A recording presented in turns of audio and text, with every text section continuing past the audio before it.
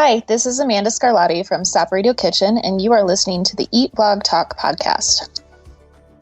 Hey, awesome food bloggers. Before we dig into this episode, I have a really quick favor to ask you. Go to your favorite podcast player, go to Eat Blog Talk, scroll down to the bottom where you see the ratings and review section. Leave Eat Blog Talk a 5-star rating if you love this podcast and leave a great review. This will only benefit this podcast. It adds value. And I so very much appreciate your efforts with this. Thank you so much for doing this. Okay, now on to the episode. Hey, food bloggers. Welcome to Eat Blog Talk, the podcast for food bloggers looking for the value and the confidence that will move the needle forward in your business. This episode is sponsored by RankIQ. I am your host, Megan Porta, and you are listening to episode 286. Today, Amanda Scarlati is going to teach us how to batch content and work and why this is a good method for food bloggers. Amanda is the chef, writer, and photographer behind Saporito Kitchen. She provides tasty, seasonal, homemade recipes that are designed to inspire others in the kitchen. Amanda shares her passion for food that she's had since she was a kid. With over 15 years in the food business, Amanda now strives to help others to develop that same passion. Amanda, thanks for joining me today. How are you? I'm so good. Thanks, Megan, for having me. I'm excited. I'm excited too. This is your first podcast interview, and it's going to go great. You just shared with me. We want to hear your fun fact, though, before we dig into this topic.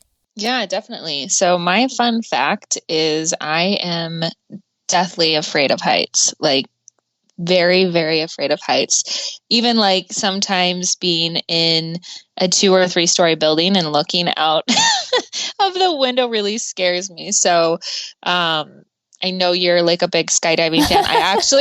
I actually have gone once and I will never do it again. It was like a conquer my fear situation. It was horrible and I hated it, but I did. So, yeah. I am so sorry that you hated it. It's okay. I that just makes won't me be doing sad. it again like you. That's okay. So does this stem from something in your past, or why do you think you have this great fear?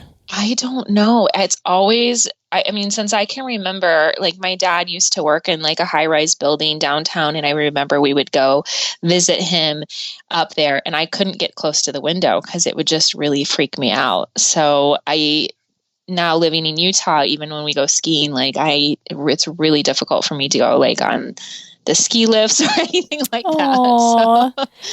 I'm sorry to hear that. It's okay. There's a lot of height in the world. I mean, I feel like pretty much anything you do, you're going to be looking down a lot, like just riding a chairlift or going up in an elevator. So it's good exposure therapy for me, I guess. There you go. I like that positive spin. Okay, so this topic that we're talking about today is one of my favorites. I preach this all the time. I think there's so much power in batching content. It's just like so powerful. But once you actually do it, there is so much power in it. So I'm excited to get your thoughts on it today. So you are a busy mom and you have a busy blogging business. And I imagine that staying on top of everything and staying organized is maybe a challenge, but you've tapped into batching in order to just get a handle on everything. So why don't you just talk to us about that? Like how you kind of have a busy life and how you saw the need to dig into batching. Yeah. So I stay at home with my 4 kids who range in ages from 2 to 15. So as you can imagine, there's all sorts of activities and running around. My husband is also an emergency room nurse. And so he obviously stays very busy right now. And so when I decided to dive into this business and say, you know what, I really want to take this seriously, it started kind of as a hobby, which I think it does for a lot of people. I was like, how am I going to do this? How am I going to stay organized? And by nature, I'm very kind of schedule oriented. I that's how I manage things well. And having a lot of, 4 kids, that's kind of how I have to manage my life. And I remember just struggling, just trying to figure out how I was going to do this. I was like, okay, I've had this little bit of time now. What do I work on? And that was always my my frustration. It's like, okay, I have an hour, now what? And I felt like there was so much to do. And I remember hearing it, on different podcasts and from people, this batch contenting. And I was like, batching your content. And I was like, well, what is that? How would that help? And it kind of scared me a little bit, planning ahead and kind of doing everything at once. But honestly, like you said, once you get into it, I don't know how I ever survived without it because it really helps you focus. For me, it's really easy as a blogger. You wear so many different hats. It's not just making the food and taking a picture of it. There's so much behind that, I'm sure you understand.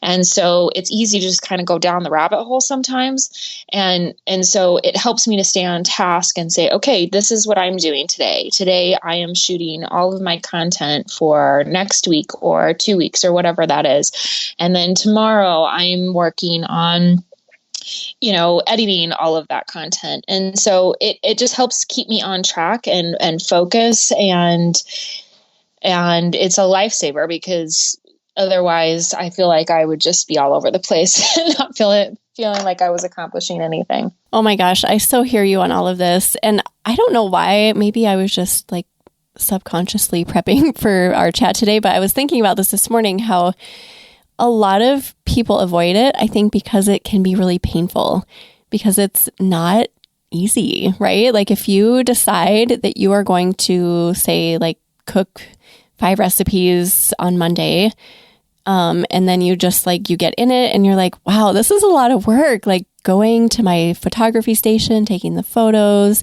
then I have to clean the dishes. It's hard. And it's a long day. It is a long day. And even if it's not in the kitchen, even if it's writing blog posts, it's still like you get to the end and you're done with writing or whatever task you're deciding to do. So I think that's maybe why people avoid it, because it's hard work. Like it really takes some effort and determination and like stamina to get through it. But when you do, oh my gosh, it's like you have saved yourself so much time in the future that you can use for other things. So I just wanted to point that out. Like it is hard work. We have to acknowledge that. It is. And it requires a lot of preparation, and planning ahead of time. So if you're a person who maybe struggles with that, then I can see where that would be overwhelming. But it also, once you get into it, it flows naturally and it works. And I feel like you provide or you do better work because you're not jumping from thing to thing. I heard someone say sometime that it takes you 20 minutes for your brain to kind of get into the groove of a thing. So if you're constantly running around and, doing this for 10 minutes and this for 10 minutes, you're really not giving your full attention to it. So when you batch your content and say, okay, this is what I'm doing the whole day, it really gives your brain a chance to like get into it and get into the mode of it and do your best work. At least that's what I find for myself. Flow, right? It's like once you hit that flow with whatever task you're doing, you want to stick with it. You don't want to keep changing gears. That's more energy. At the end of the day, you're going to be more tired. So tapping into the flow and sticking with it. So what do you recommend for people who are like, yeah, I don't prep well or I don't plan ahead well, and that's why they're avoiding it? Do you have thoughts for them as far as like how to navigate that? Yeah, I think it's just to take it a little bit at a time. Don't feel like you have to come up with this grand, perfect schedule that everything is planned out. Sometimes you just have to start somewhere and say, okay, Monday, I'm going to do my keyword research. It's something that I don't struggle with maybe or have a hard time getting into. So Monday, I am going to research keywords for the next 2 weeks. And that's all I'm going to focus on, and start small like that and saying, okay, and then the next day I'm going to, work on writing my drafts, and to me, it was what I did is I wrote out a list of all the daily tasks that I accomplish and what they need to be done. Some of them were weekly, some of them were monthly. I wrote them all out and said, okay, what do I have to accomplish? And then I looked at them and said, okay, this kind of takes me X amount of time. This kind of takes me X amount of time. And then I divided it up in a flow during the week that worked for me. So I know that, when I first started doing this, my kids were homeschooling on Fridays. They had a virtual Friday. So those were my days that I tried to not do as much because I knew my limitations. And so those are when I do kind of the mindless task, something that's maybe a little bit easier. And so kind of looking at the schedule and planning it out that way and saying, okay, this is what I am able to accomplish, and starting small. And as you kind of get into the groove of it, and after a few weeks, then you'll say, okay, I can actually do more on this date, or I really need to do this later in the week because I'm not ready, to edit all these photos, and there's some other stuff I have to do, or whatever it is. So some of it's trial and error, but just starting out small, writing that list of your tasks and then trying to group them together, how it makes sense for you time-wise and work-wise. And is that how you go about each week? Do you sit down before the week starts and go through everything you need to do? Or how do you typically plan a week? Well, I have now pretty much a schedule that I stick to. So on Mondays, I do a lot of keyword research. I do my first drafts on my blog post, kind of doing all that prep to get me ready. And then the following day is kind of what I call my admin day, where I say, okay, I've got a shoot coming up. I'm going to get my shoot list ready. I'm going to make sure I know what props I'm going to need, what ingredients I'm going to need. Is there anything I need to get? And that to me, doing that after my keyword research is key, because there might be something that changes in a recipe or something that I want to highlight. And if I shop beforehand, then I might not have that stuff. And so then I also do, counting and that sort of stuff. And then Wednesdays is when I do my shoots. So I do any video that I have, or photography, that sort of thing. Then Thursday is like my editing day and finalizing my blog posts. And then Friday, I kind of clean up and finish all the stuff that I didn't finish through the week, and then schedule my social media out for the following week. So I kind of have that like skeleton of what I do, the general days every week. But on Fridays, I look ahead to the next week and think, okay, for instance, I have this podcast coming up, so I'm going to need to prep for that. Or I've got a client meeting, so I need to make sure I have X, Y, and Z done for that. And I use Google Calendar. I live and die by that. Same. So it has all my schedules on it, and I do tasks. So I have my basic tasks that I set up as recurring tasks. So, like I was saying, the Monday keyword research, I have that on there, and for every day. But then there's things that I will add on, specific things that come up during the week, whether it's a proposal or a specialty event or something like that. And then that's how I stay on track. Every morning I look and say, okay, these are all the things that I need to get done, and just go at it the best that I can. Rearrange as needed, right? And I like that you keep Fridays open too. I think that's such a good, just a good piece of advice for other people too, to leave a day at least where you kind of have wiggle room to tidy up things that you've started, or to do those things that come up that you didn't plan for. I think that is so huge. Has that just been a life changer for you? Yeah, definitely. Because you know what? I could probably count on one hand the weeks that went perfectly and I got everything done. Maybe one finger.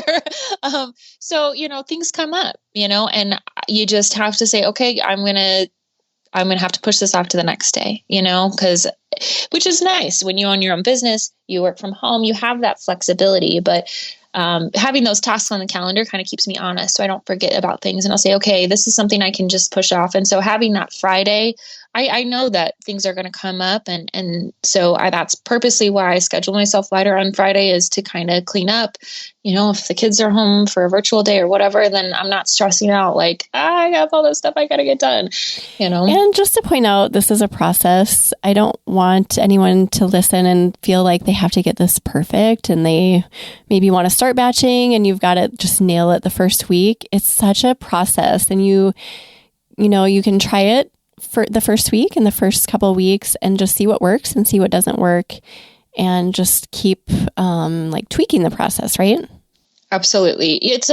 I mean, I still do it to this day. I mean, the other day I just thought, you know what, maybe I need to change my shoot day to Thursdays instead. I mean, it's constantly a thing, and your life is going to change.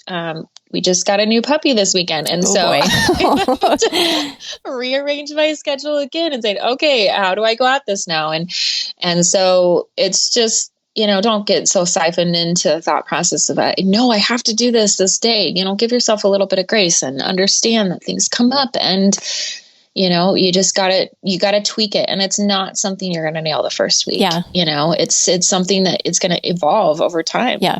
Absolutely. I think that's really important to point out, because we do not want you to feel like you need to be perfect, because really there is no such thing with this. It's always, like you said, Amanda, it's always evolving. You're still learning and tweaking as you go. Food bloggers, let's take a really quick break from the episode to chat about Rank IQ for just a minute. My favorite keyword research tool that is made just for bloggers. One of the goals I have set for my food blog for 2022 is to triple my blog traffic. How the heck am I going to do this? You might be thinking. My strategy is this. For the entire year, I will publish 3 new non-recipe posts per week to my blog, all of which have been researched and run through the optimizer within Rank IQ. How do I know this will generate a lot of traffic for me? Because I am already seeing results. I recently analyzed the top 100 posts in Google Analytics from the previous month.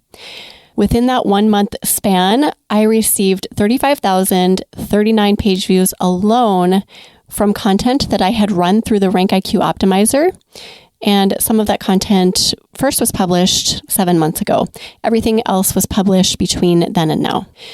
My traffic in January 2022 was up 25% from January 2021, thanks to this content that I'm creating through Rank IQ. As I produce more of this content and get further into the year, I anticipate that it is going to gain even more momentum and take off in a really good way. Also, all of the non-recipe content I'm writing about in these posts supports my other content in some way. So this could be a positive signal to Google that I'm an authority in certain sub-niches within my blog. Go to rankiq.com to sign up and see for yourself how powerful this tool is. Now back to the episode. Here's something that I run into often, and I want to get your thoughts on it. I sometimes have weeks where I just am having an off week, or I get really busy, or something comes up, and all of a sudden I look at my calendar and I see that I've missed so much work that I had batched out that I wanted to batch. How do you deal with that? When you don't get work done, do you rearrange, put it the next week, rearrange your current week? What do you do? Yeah, I mean, that's definitely happened to me. There's things that, kids get sick, or something comes up, or we came back from vacation and I was having a severe issue with getting back into the swing of things. Oh, yes. And it happens, it's life. And that's the part that I kind of love about my job, is that I have the flexibility to change things. And before, I would get so stressed out. I'm a perfectionist. Very A-type personality, where I like things a certain way. And so that was my biggest hurdle, was getting over the fact that, it's going to be okay. Because to me, it's more important to provide quality work than to just get things done. So if I ever see that my quality is slipping because something's going on in my life, I just need to adjust it, and I need to understand, maybe I'm not going to get out 2 posts this week, and I just change my content calendar, shuffle some things around. Or, does this really need to be done right now? Can I maybe sneak in a few hours after the kids go to bed? It just having that flexibility and understanding that sometimes things happen, and it's more important, at least it is to me, I think, to put out that quality content than just rushing to get it done just because you need to stay on the schedule. So that's so good. It's like a mindset shift, right? I mean, 100%. It took me a while, but yeah, right. And it goes back to that perfection thing. Like, if we're striving for perfection, which can never happen, then we're always going to feel that pressure and like we're never accomplishing what we want to. But if we strive for quality, I love that. I have all these Post-it notes on my monitor that just remind me about things like that.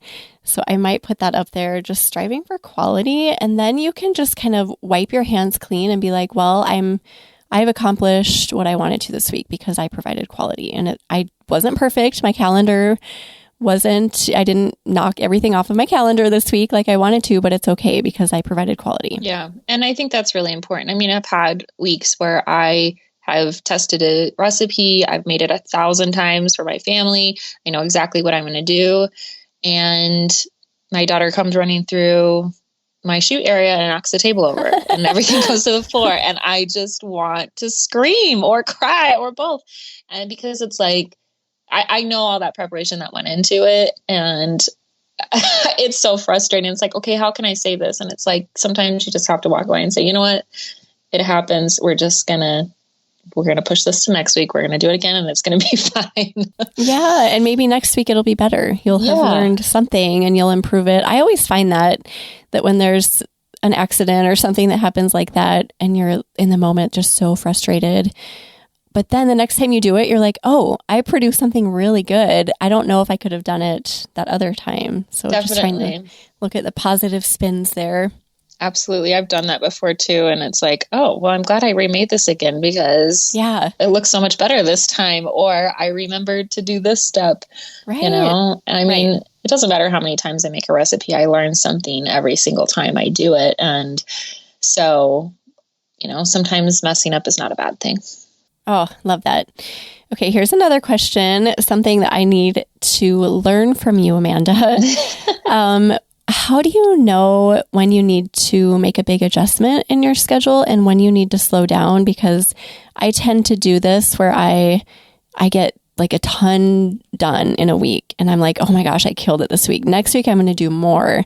And then I put more in my schedule and I accomplish everything I wanted to. And then I get to the point where I'm just like really burned out and I need to take a step way back and slow down. How do you deal with all of that? Yeah, I think it's really easy to get into that mindset, especially when, you know, it's your business and you're your own boss, you know, you don't have somebody else pacing you.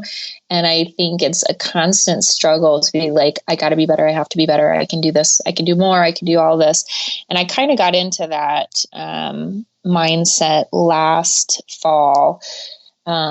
end of summer, fall. I was really pushing. I had just had my audit with Casey in summer and I was like, I have to qualify for Mediavine and I have to start pushing out 3 recipes a week. I just have to do it. Like I got to get through all this old content, you know? And I was just going. And I hit November and I hit a wall and I was like, I can't do this anymore. I was so burnt out. I wasn't giving time to my kids. I started going back to that quality issue. You know, things were slipping. I wasn't spending the time. My pictures weren't looking the way that I wanted to. You know, I was rushing through my posts and I thought, you know what, this is not worth it. You know, I want to get there, but this is not the kind of work that I want to produce. I want it to be better. And I had to back off and I had to say, you know what, if I don't qualify for Mediavine this year, then I don't qualify for Mediavine this year. But I know I've done my best and I've worked really hard and I backed off. You know, speed forward to December 26th and I qualified for Mediavine and I was able to apply, which was great. But it really taught me something that I was like, you know what, I need to be able to look at what's going on. You know, if my kids are starting to act up because I'm not giving them attention because I'm working all of the time, or if I'm noticing that I'm messing up on, you know, silly mistakes or my pictures aren't exactly what I want to do, then I need to step back, you know, again, that quality is more important than quantity. And, you know, in the world of content, I mean, that's always what they say. Content is king, right? And you want to be producing your best work. And so I think it's easy to get stuck in that we got to do as much as we can. And I can do more.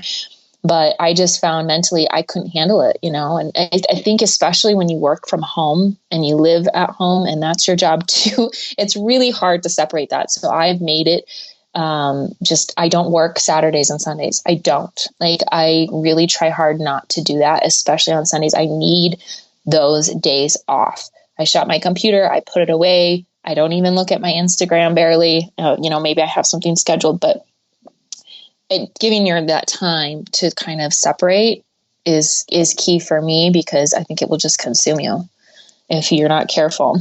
I love that you do that. I think it's so hard to do that. Like you mentioned, we work and we live in the same place. So it's really hard to make that distinction between the two. It's like, oh, I can maybe just peek into my email. And it's such a slippery slope, though, when you start doing that. And then for me, over time, I realize, oh my gosh, I've let myself go back there.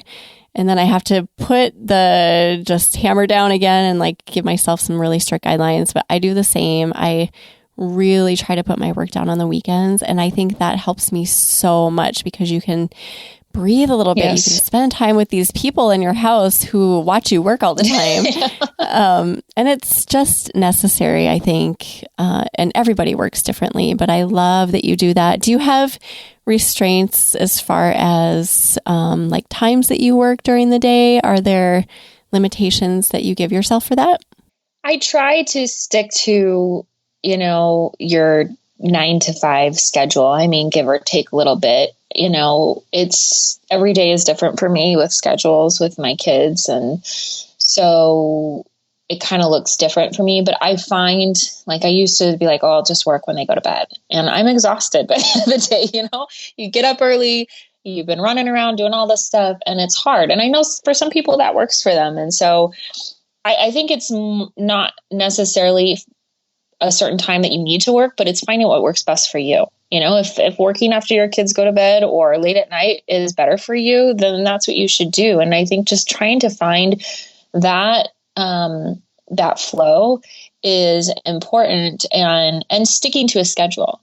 For me, that's starting work, around 9 or 9:30 in the morning, and trying to, take breaks to take my kids on walks, or, lunch, and maybe play a game with them in the afternoon or something like that. Taking breaks for me, if you were working in an office, you would get break time. And so I try to give myself that time at home, and, sitting down for lunch, not just like shoveling food in my mouth while I'm trying to type something up or whatever, And so I think just trying to stick to a schedule makes it a lot easier. And then, I try to be done by 3 or 4 o'clock, because that's about when my youngest is getting home from grade school, or not my youngest, but my youngest daughter is getting home from grade school, and, they're wanting to talk to you about school, and I've got dinner and all this stuff that happens after the fact. And so that's the schedule that works for me. But I think it's just important to kind of, like I said, write those tasks out. Look, when is that going to be best for you with your schedule, and try to stick to it, and then just adjust it as you need to. And again, this is a theme here, but perfection, not going into this expecting that you're going to get it perfectly.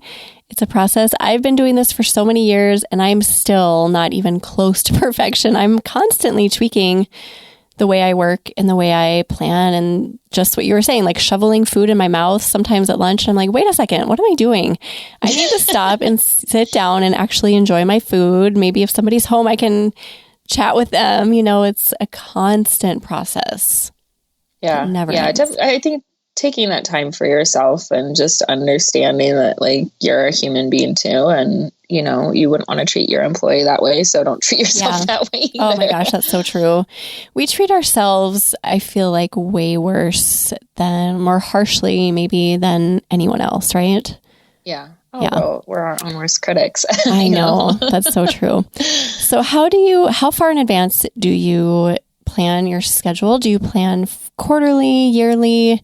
How do you use this whole process that we're talking about to plan ahead, like way ahead? Yeah, I try to do, I probably say that I would do it quarterly is kind of my general schedule. So, the quarter before or whatever, I will go in, like right now I'm looking into quarter 2 and planning that stuff. And, in the fourth quarter of last year, I had planned already out this first quarter. And just kind of looking and saying, right now I'm working through a lot of old content and republishing and updating some terrible posts. And so that's the bulk of my work. But I found that I was getting burnt out on that. And so I've added a couple new posts in there just for my sanity. So planning that out quarterly, but then reevaluating things at the end of the month for the following month. and saying, you know what? I don't know why I wanted to post that in February. It's not a good recipe for February or whatever, and adjusting. Or, if something messes up, adjusting your content calendar. So it's a constant shift, but I do try to plan it out quarterly so I know what I'm getting into. And then I know that when I'm doing my batch stuff, I know what I'm doing. I'm not like, oh, okay, well, what should I post this week? Or I don't know what to do. It's already done. So it takes that mind work off of my plate, and I already it's there and I know. And so I use Airtable, which I know a lot of people do.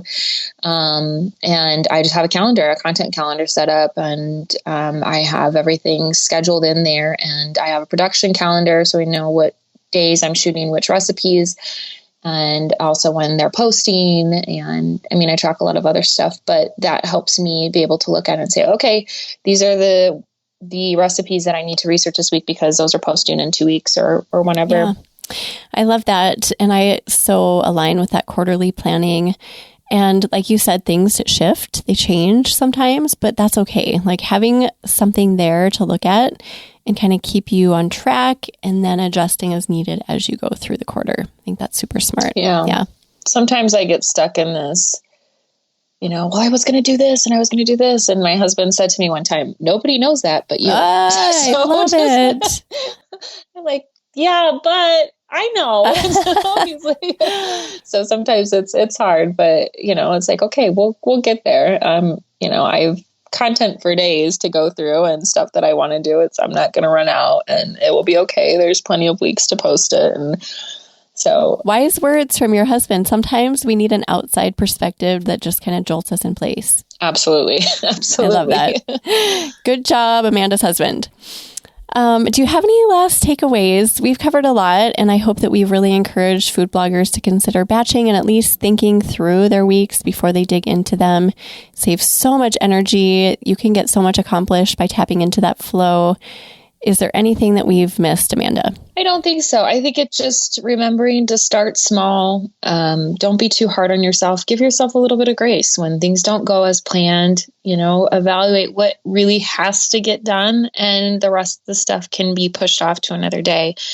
And being flexible. Like I said, it's something that's evolving over time. It probably will always be evolving. And so just trying your best, and I don't know, I always say this, but give yourself a little grace because it just needs to happen sometimes.